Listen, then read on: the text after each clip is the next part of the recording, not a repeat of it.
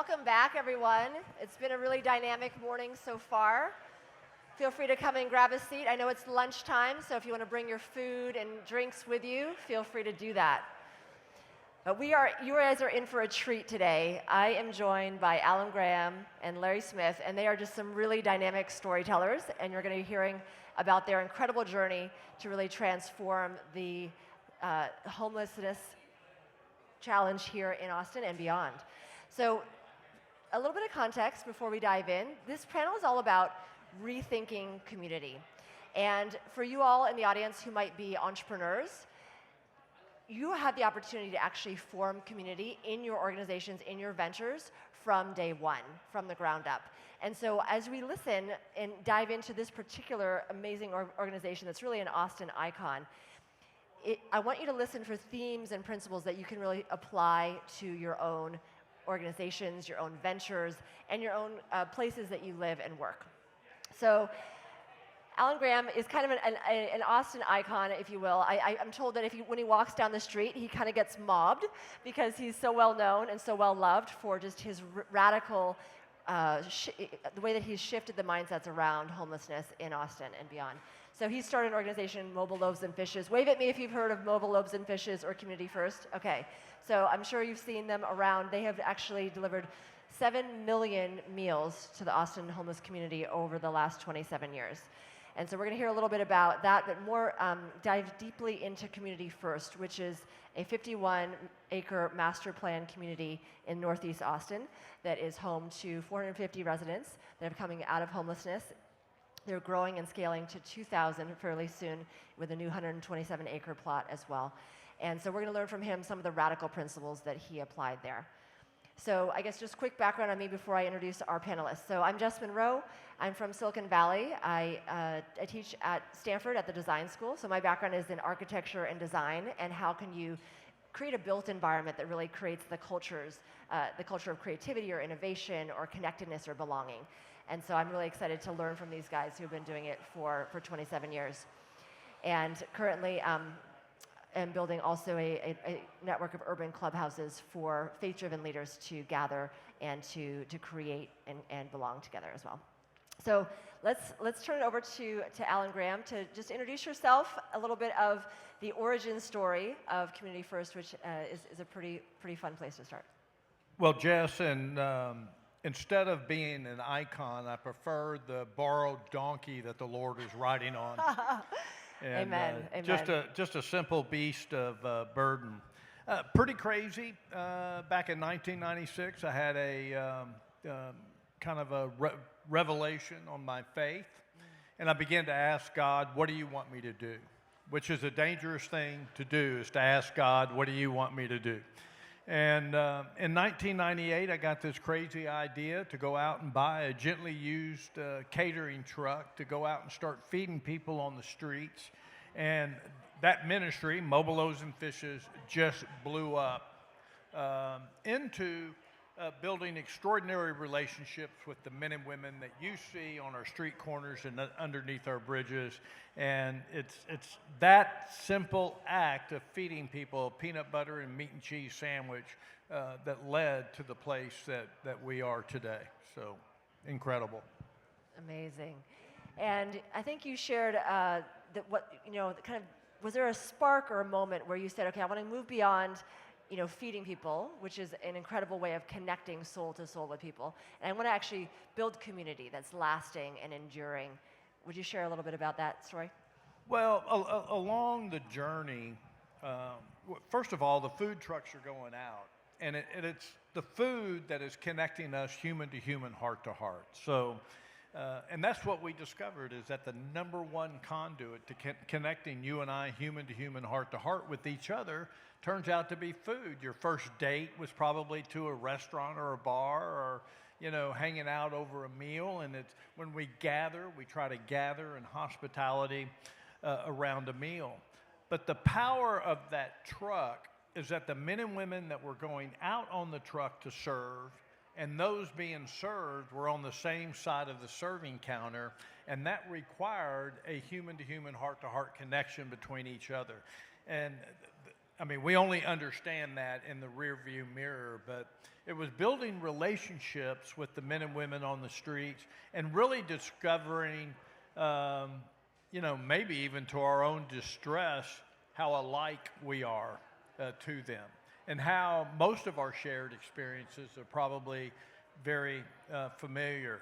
But the big nugget that came out of that is that virtually 100% of the men and women that we encountered on the streets came from a profoundly and catastrophically broken family.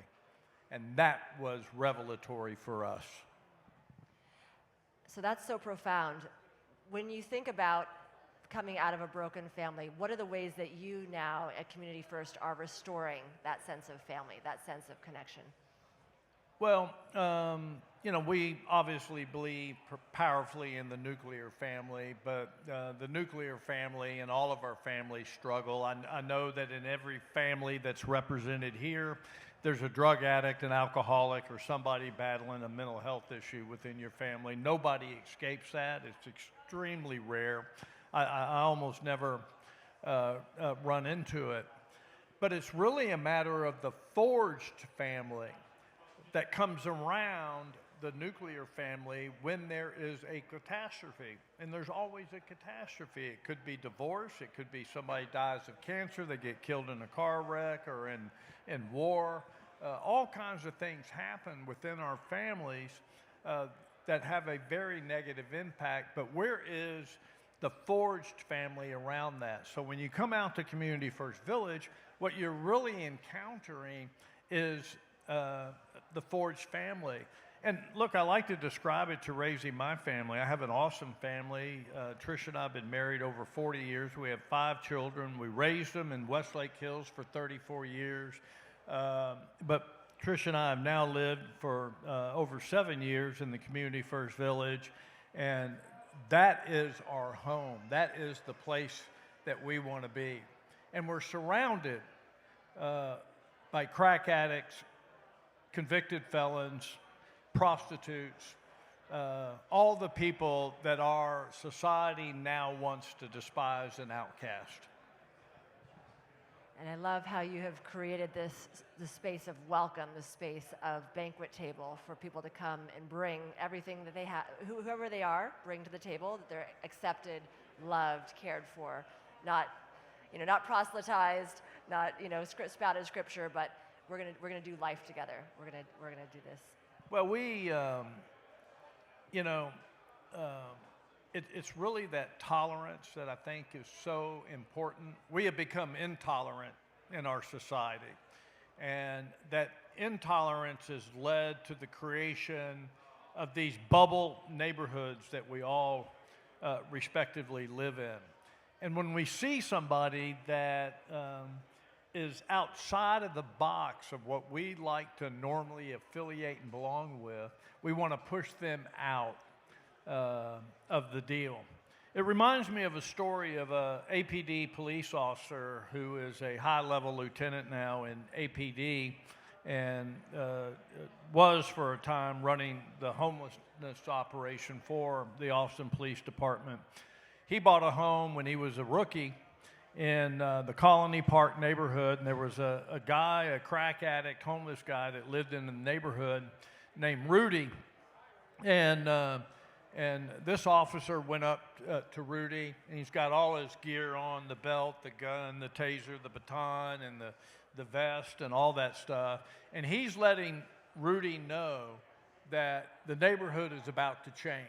He's in it, and Rudy needs to behave. Well, he had no power in transforming Rudy, and 15 years later, Rudy is an important part of the neighborhood, and there's a phone tree, so if it's 25 degrees outside and Rudy's got no shoes on, he's part of the team that's going to figure out how to go get a pair of shoes. So Rudy is now a part of that community, and in a lot of ways, that's what our community at Community First Village is like. When somebody is suffering and hurting, we're going to try to go and figure out how to help that individual and keep them as a part of the marinade of who we are as Community First Village. So let's transition over to Larry Smith, who has an incredible story of making a choice to live in this community, downsize from a 3,900 square foot home to a 390 square foot tiny home, RV, in Community First, and chose to live there with his wife. Tell us a little bit about that story. What prompted you to make that decision? Jess, thanks for the opportunity. It's great to be here with Alan, my good friend and partner in this mission. I met Alan probably 17 years ago when we planted a church down in South Congress as part of South Austin and started out on that truck ministry. And I am an operation business leader in the high-tech industry and come from a military background. So personally, I like everything, aligned and disciplined and, line up. So as I got exposed to the truck ministry, which you just mentioned, I wanted to make sure we could effectively and efficiently feed as many people as possible. And that was a logical, operational mind. And my friend, Bryn Wilson, was actually with me through many of those trips. And he knew, sitting on the curb, everyone's name, drug of choice, story. And I was really convicted. My heart was challenged into how do I move from this logical head into my heart, and then how does that show up in my hands? So that's where I got exposed to Mobile Loaves Fishes with that truck ministry and started to meet neighbors on the street. Early on, before we had Community First, Alan had started to place RVs throughout our community and putting them in cul-de-sacs and RV parks. And then we started to discern. We started to discern what would this look like, both as a small group from our church and from our family. And on an evening in Alan's living room, we had about 30 people. My wife wasn't there as part of that particular evening due to some health issues. And as we went around the room, Alan's like, "Are you in or out?" Well, that discernment process now to come into the village probably takes about a year, but on that night it was a digital yes or no. And as we went around, there was a woman that said, as part of her answer, is that, you really should live your life as if it doesn't make sense without the gospel. And I lived in a nice home. I have a nice job, salary, 2 kids, and even in Romans, 12:2, was I conforming to the world, or is the Lord going to transform my mind? And so I was convicted out of that statement, but really didn't change my behavior. And so when Alan came to me and said, "Lair, are you in?" And I said, "Alan, I'll give you my time, talents, and treasures, but I'm not gonna go live there." And I'm somewhat ashamed of that response, but the Lord course corrected. I'm an old hockey player, and it takes a lot of shots to the head to me to change. And that change came about 24 hours later at church, and the pastor said, you need to care for the poor, the oppressed, the widow, and the orphan. And you don't have to go to Africa. You can go to the east side of Austin, which is the location for Community First. My wife wasn't at that church service either. So these 2 isolated events of how God was transforming my heart. I went home, and it was a Sunday around noon, and I said, "Hey, Wendy, I think we're supposed to go and move out onto that property and be part of that community." And she said, "Well, it's about time."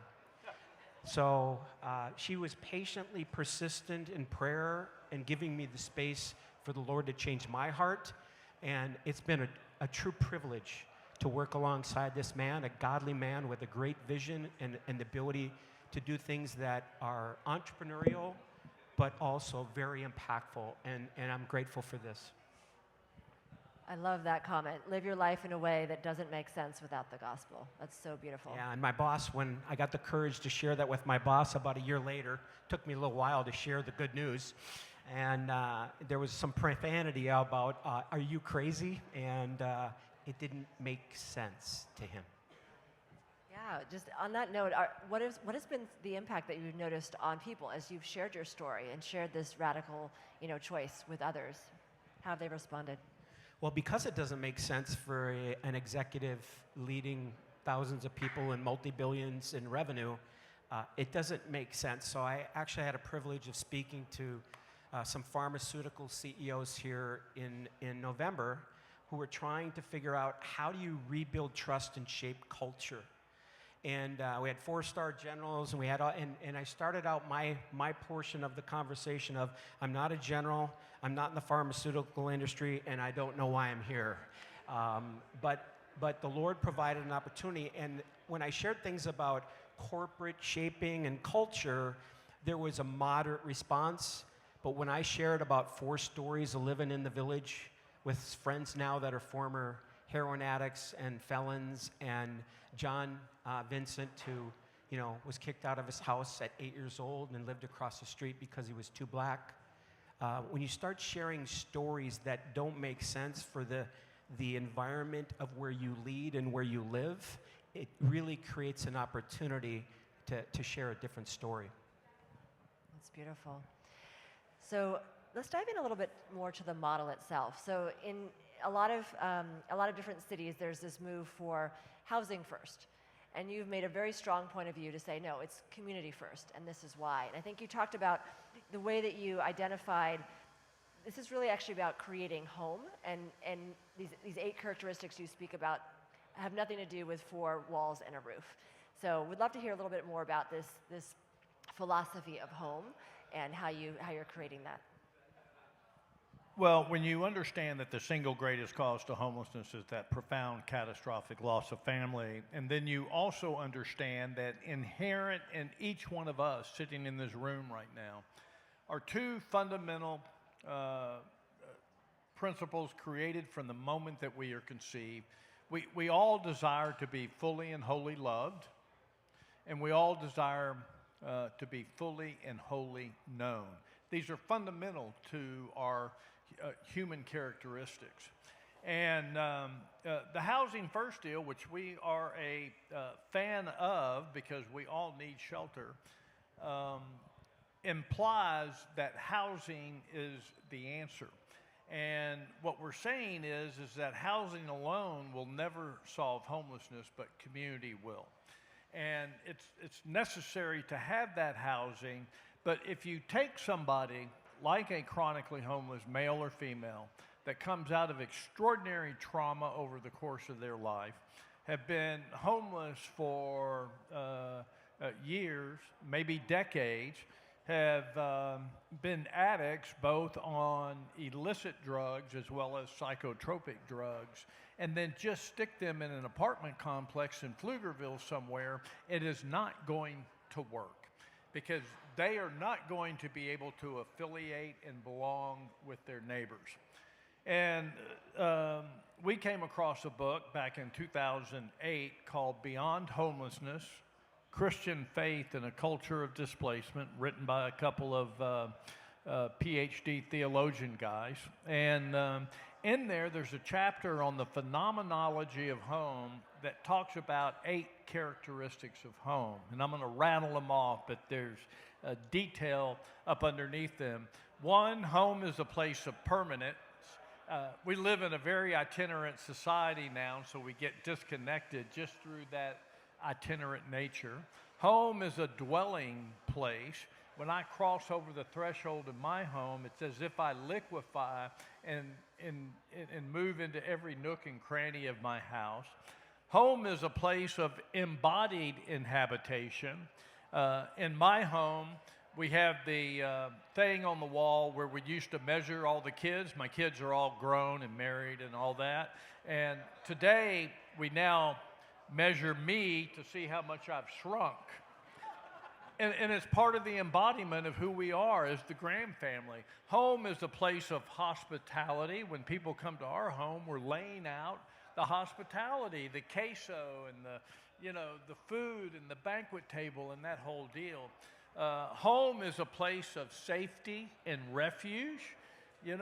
That's the safest place. It's our crib. It's our cocoon. Home is a place of stories and memories. It's often said that the mortar that holds the bricks of even the most impoverished home together are the stories and memories that flow from that home. And then home is a place of orientation. No matter where I've been in the world, and I've been in some pretty cool places around the world, my compass is oriented to true north, Austin, Texas, Community First Village. That's where I want to be. When I'm ready to go home, that's where I want to go home to. And last and not least, and very important, home is a place of affiliation and belonging. We like to be around people like us, and it's necessary. So, drug addicts and alcoholics in recovery hang out with each other because they can relate to the life experiences that they've had. If you've been homeless and battled mental health issues and trauma, you're going to be able to hang out with people like that. Doesn't mean we don't intersect with other people, but we want to be around people. And it's these 8 characteristics that we're trying to create at the Community First Village. And notice not one of them have anything to do with 4 walls and a roof. Absolutely. That's beautiful. I would love to hear a few stories. Maybe each of you can just share a story or two of particular residents and just their journey of transformation and how some of these elements of home kind of intersected with the needs that they had in that moment, how they formed community, how they formed belonging. You guys are such great storytellers. We'd love to hear a few. Yeah.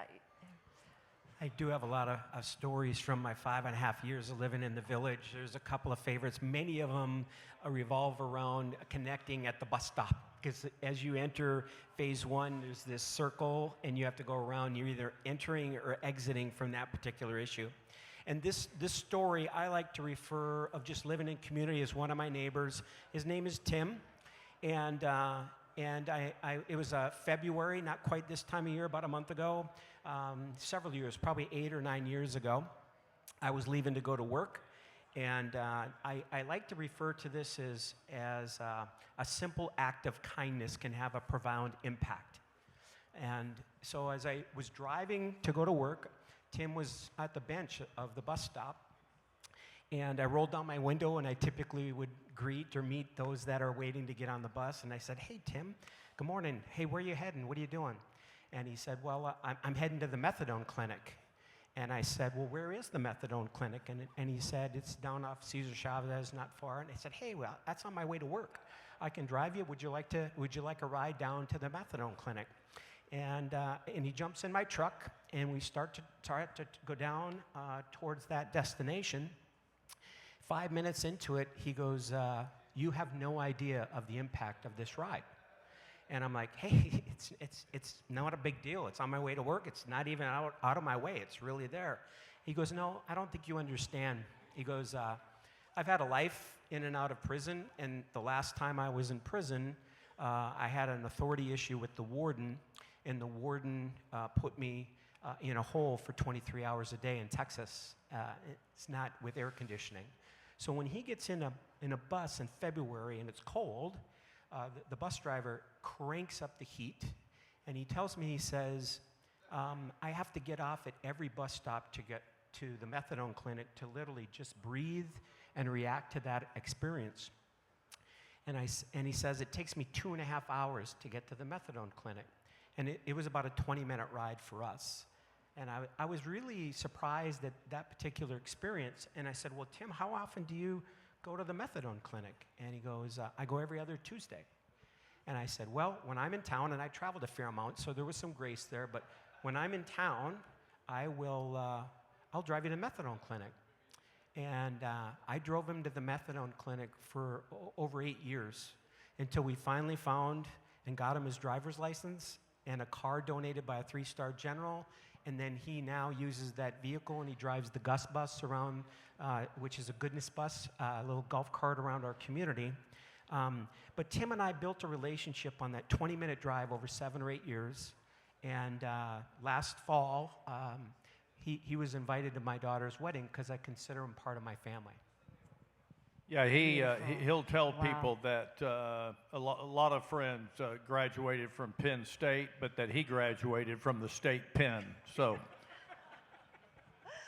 Amazing, amazing. I love hearing that, how that relationship developed over this simple act of commuting, a ride. Wow. Yeah, other stories you wanna share? well, in May of 2003, we did our first street retreat. We were dropped off at a park in downtown Austin. This is a 3-day, 72-hour. We don't know what we're going to do. We're just getting into the flow of the river, and we're in this park, in the Woolridge Park, in the middle of downtown, and It's a bunch of, honestly, about 14, 15 white people from Westlake Hills with backpacks on, and we're trying to look one thing, but it's clear that we're not that thing. And this guy comes up to me, his name is JP, and I'm sitting there with my son and a lawyer friend of mine that's on the street retreat. My son was about 14 at the time, and JP looks at us and goes, "What are you assholes doing out here?"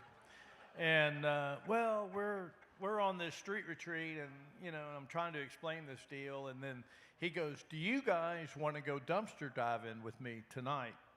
And when I think about dumpster diving, I think that we're going to be retrieving juicy old pizza or something like that and eating it, and before I could get the word no out of my mouth, my 14-year-old son goes, "Oh, that would be awesome." So next thing I know, we're spending hours pushing an HEB buggy, grocery cart around town, jumping in and out of dumpsters, harvesting recyclables, aluminum cans and construction material and things like that would be recyclable. And it was the most amazing experience of my life. Now, fast forward to today. JP lives across the street from me. My house is completely decorated with shit that has come out of a dumpster. Bent up Coca-Cola signs, rusty gold. It really looks pretty nice. JP lives across the street from me. Over the course of my relationship with JP, he has sued me twice. Legitimate lawsuits, one for $20 and another one for $5. I settled the $5 one for $20. And I will tell you that if he dies before I die, it will devastate me. I love that guy so much. And this is the kind of relationships that flow out of that. And about every week, he brings me a bag of orange slices. Those candied orange slices. I'm diabetic, so it doesn't. I got to take them and sneak them into the office and give them away to the people. Yeah, because my blood sugar will spike on those things. But these are the kind of stories that we build out here. The unusual. To me, this was a lifelong heroin junkie in prison, and my guy's been in prison a number of times, and one of my closest friends. Amazing. So beautiful. Well, let's show some imagery of some of the places that we're talking about. It's a little hard to see here, but this is the design for a neighborhood of knowingness. So just share a little bit about the intentionality of the layout and how you created this in order to be inclusive and how people feel seen and known, like you said, is a core desire for all of us. Well, we're in the process of scaling Mobile Loaves and Fishes from a pretty nascent small organization where you knew everybody out there. We have 130 full-time employees. I don't know them all now. And we're going to go currently from about 450 neighbors that we have on the property to about 2,000 neighbors over the next 6 or 7 years. And how do we do that? How do we build an environment that still inspires a community? And we have a very brilliant young woman on staff that manages our architecture, site development, and construction operation. And she created this neighborhood of knowingness. And within the phases 3 and 4 that were under construction, about to open this summer, she's created about 15 or 18 separate little neighborhoods in these two developments that house about 40 to 50 units, plus all the ancillary stuff that you need in order to create community. And it is something that I'm, as a lifelong real estate developer, and that's what I've done my whole life, is develop, and somehow God has kept me in that because, I like to do deals, so this is a deal. And and I really believe that from an architectural and built environment part of view, and I tell her all the time, and you'll appreciate this as an architect, that she's going to be getting a plexiglass trophy like from ULI or the American Institute of Architects, and we've received awards from these organizations, but this is going to be a big one here. So I love what you described here of there's a mix of all these different kinds of residents. There's the RVs and the tiny homes and the family residences all surrounding a garden or a lounge. So there's a couple of these beautiful 3D printed homes by, of course, another Icon, Icon, the 3D printing company here in Austin. But the idea of a front porch, a living room, which a community of 40 or so might gather and have this be a common space. It's interesting, when I was working at IDEO, where I got my start, David Kelly, one of my mentors and the founder of IDEO, said, when you form communities within our design community, they should be no larger than the number that can fit on a school bus.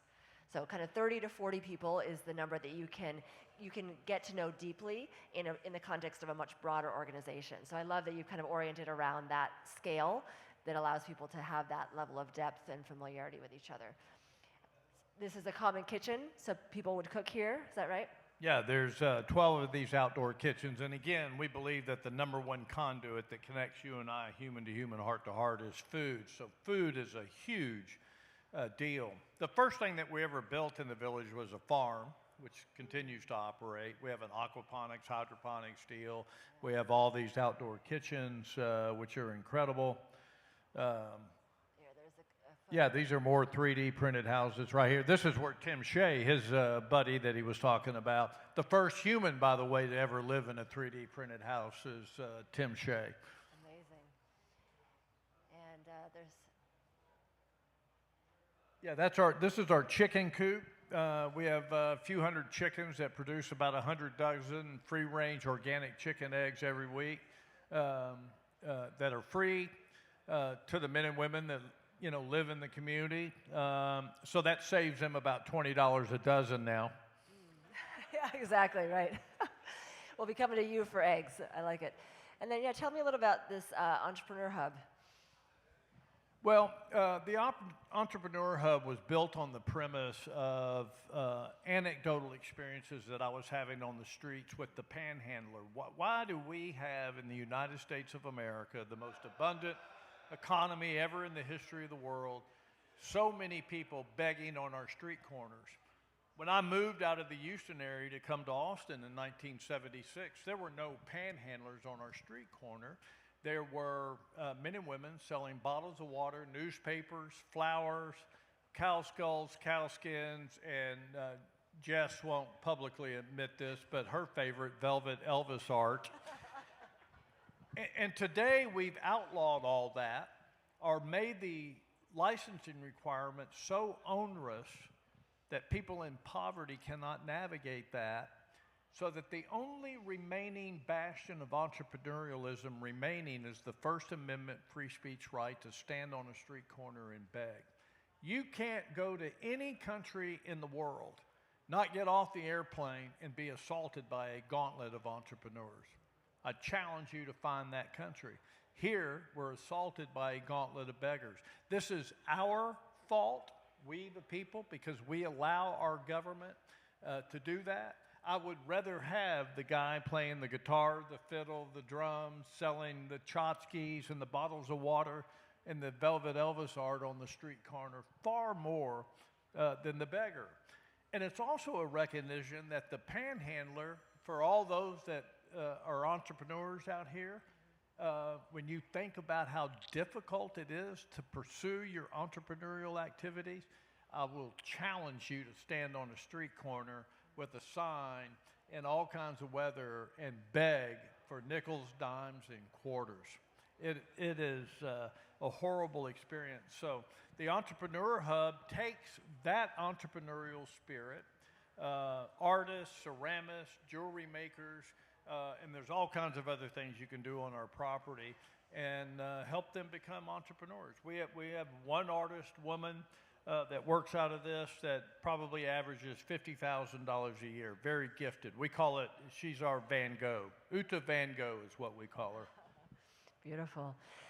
So, Larry, I'd love to hear just what are some things that show this is working? And now that as you're starting to scale and grow, for people in the room that want to be involved and want to support and get a deeper taste of this incredible community you formed, how can they get involved? What's the role of the church as we move forward as well? Jess, thanks for the opportunity.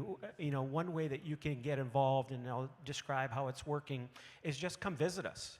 Alan and I, he does probably a tour every day. I've done hundreds of tours over my 10-year journey with the village, but I guarantee you're going to be blown away by the cleanliness, by the friendly greeting from our neighbors, and really the quiet and peaceful nature of the culture of Community First. So that's an easy way, is go to our website at mlf.org, and you can sign up to do tours on like Wednesdays and Saturday mornings.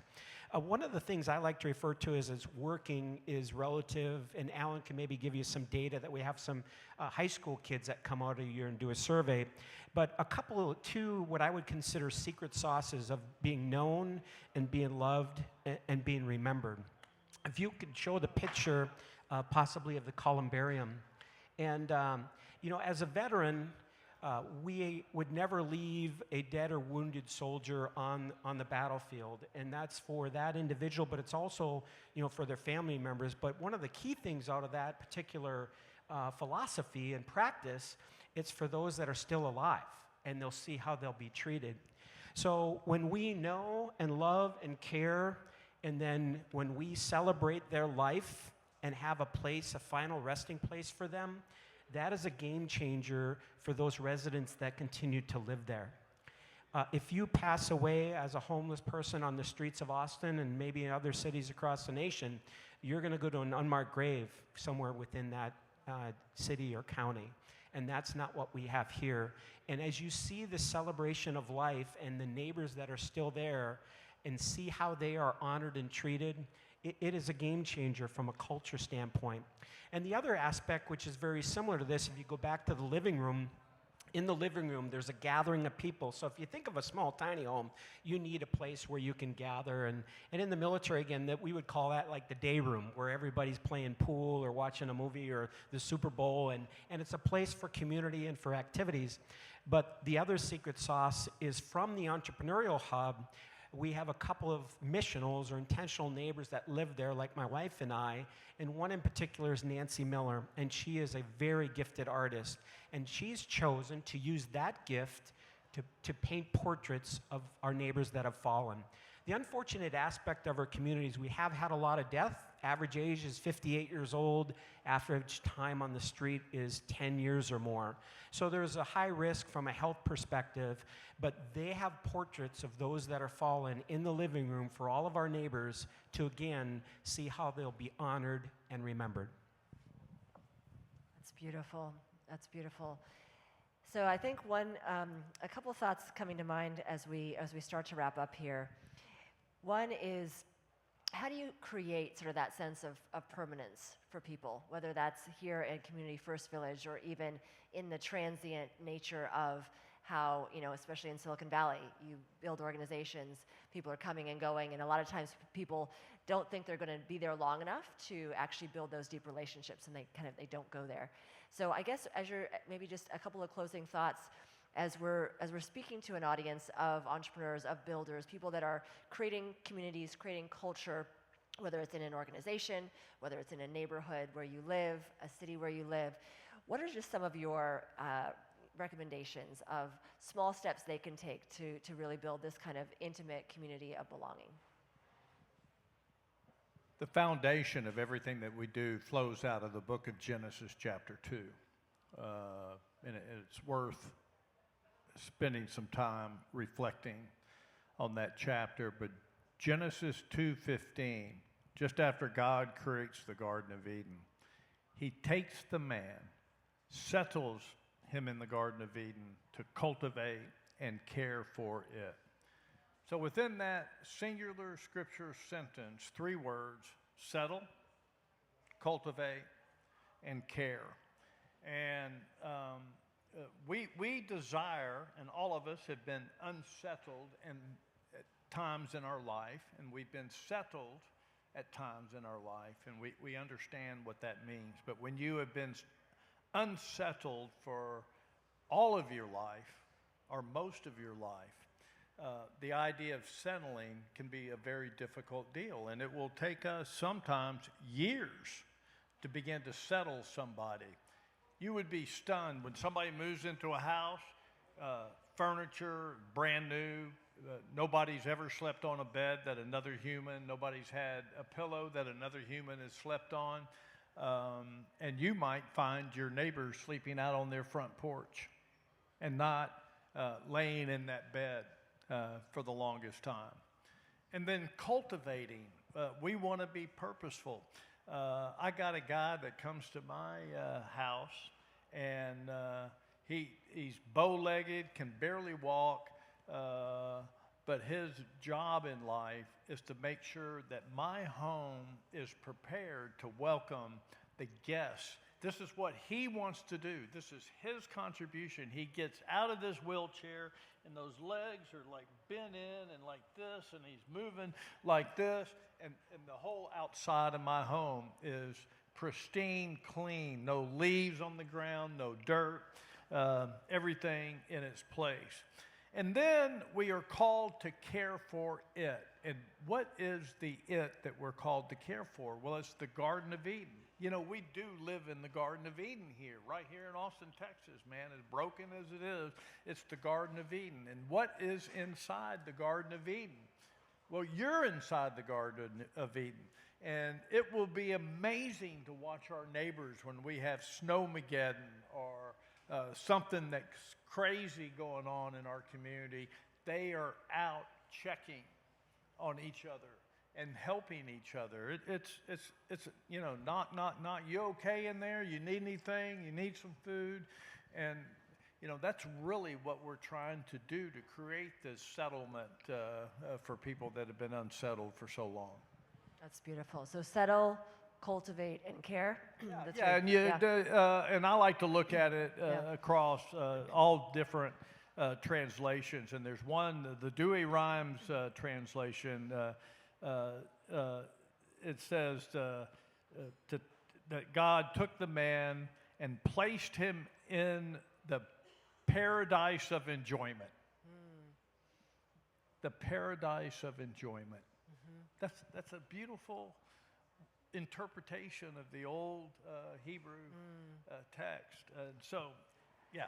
Well, and just one riff on that, I learned from a Jewish rabbi that, you know, when we think about, at least as me as sort of a worker, productive citizen, kind of, I can relate to you. I think, I got to work my 6 days in order to have my seventh day of Sabbath, of rest. But if you look at the time when Adam and Eve were created, it was actually on the sixth day, and their first full day in the garden, because, you know, in the evening, in the morning, the Jewish calendar starts in the evening. Their first full day in the garden was the day of rest with God. So he actually invites us into rest first and foremost. And I think that's a really important principle that I think about a lot as I'm cultivating a community of entrepreneurs who are workaholics, you know, go-getters, driven. How do you also cultivate those moments and rhythms of rest? So just in our last minute or two here, just wanted to draw some connections for you all. Again, if you are builders, if you're entrepreneurs, if you're leading companies, I believe there's some really beautiful principles that we can draw from Community First. So you heard settle, cultivate, and care. And so what we're building actually are these urban clubhouses that become a center of gravity for faith-driven leaders. But they're also, like gravity, they're equally attractive to people that know God and that don't know God. And so they're this place of invitation for people to do life together, to work side by side. And they're also a place where we want people to experience the grounded presence of God when they step on the property. Actually, maybe I'll share this with you. When we have a tradition, when people arrive, we if they stay overnight or if they just come and co-work for the day or they come for an event, we have our prayer team listen for them by name, and we just share what we heard. And actually, I listened this morning for you guys, if I could just share what God shared with me. Alan, you are a ground breaker. You see land that has been lying fallow, and you ready it for crops to grow. This is fun. I didn't even know you're cultivate. You are a nurturer, and you enjoy seeing the harvest come over many years that others lack the patience for. And Lara, you are radical and righteous. You move in your own lane, unhindered by the world's perceptions of you. You are a way maker for many others behind you, and they will walk on the paths that you have carved. Thank you. Yeah. So just an invitation to you all to think about this, whether you're in your workplace, in your communities where you live, in your neighborhoods, in your churches. How can you bring some of these principles of whole self, embracing people, their whole story? How can you create these rhythms of rest and hospitality? How can you even enjoy a Shabbat dinner? We do every Friday night in our future clubhouse. We've started to do this already, is to have a Shabbat dinner. And how do we enter into the weekend of rest together as a community? And hopefully you guys will all take some of these principles home and be radical community builders like our friends here today. Thank you all.